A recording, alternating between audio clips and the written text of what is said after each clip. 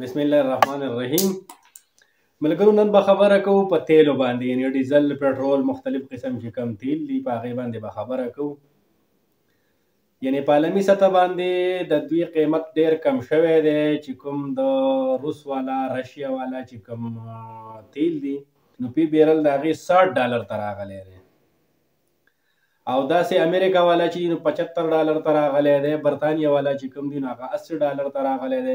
دې مطلب دا دی چې انتهایي ریټونه کم شوي دي، او خوشخبري دا ده چې په دې میاشت کې به انشاءالله په 1 دسمبر باندې په پاکستان کې هم ډېر انتهایي ریټونه کمیږي. نو ملګرو انشاءالله زما دا ویډیو د سره لایک کوئ، که خوښه شوي مو نو ملګرو سره یې شریکه کوئ، او په کمنټ سیکشن کې خپل قیمتي رایه ورکوئ. ملګرو مزید به خبره کوو په پاکستان کې د ریټونو کمی نو انشاءالله چې خوشخبري به په 1 دسمبر تاسو ټولو ته میلاویږي. په 1 دسمبر باندې به د پټرولو د ډیزلو ریټونه ډېر انتهایي کمیږي، چې د هغې سات د هغې سره سره به د نور مختلف شیونو ریټونه هم کمیږي په ملک کې، ځکه چې د ډیزلو سره د پټرولو سره د ملک تمام چې څونه د خوراک شیونه دي د هغې نه علاوه چې نور څونه شیونه دي نو د هغه ټول ریټونه به ځکه کمیږي چې هغه د دې سره تړلی شوي دي.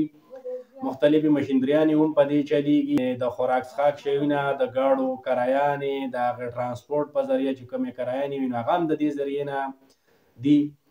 نو په دې وجه باندې به د مختلفو شیونو ریټونه هم کمیږي، او مختلف شیونه چې څونه دي نو هغه به هم ارزانېږي. نو دا تاسو سره یو خوشخبري ومه چې دا تاسو سره یې شریکه کړم. او که زموږ ویډیو مو خوښه شوي وي نو لازم لایک ورکوئ، ځکه چې زموږ د دې سره حوصله افزایي کېږي، ستاسو خو پیس هم نه کېږي. چینل د سره زموږ سبسکرایب کړئ، او د ملګرو سره دا ویډیو هم شریکه کړئ چې نورو ملګرو ته دې هم پیدا ورسي، او تاسو هم وګورئ په خپله.